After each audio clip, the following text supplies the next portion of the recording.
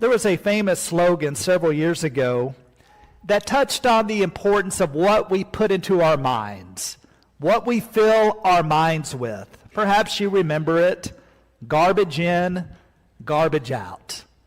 If you fill your mind with garbage, if you fill your mind with the trash of this world, what do you think will happen with our lives, with our actions, with how we treat others, with how we live day in and day out?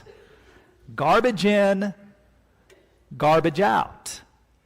And perhaps you look at your life, if you take inventory for a moment, you realize you're not living the way you should. You need to go back and evaluate what you're filling your mind with. I would venture to say most people, including Christians, fill their minds with a lot more of social media than they do of God's media. Anybody want to disagree? I think we probably spend a lot more time on our phone soaking up worldly stuff than we spend in God's book soaking up godly stuff.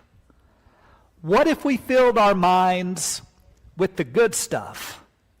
What if we did what Paul wrote in Philippians chapter 4, 8, and 9?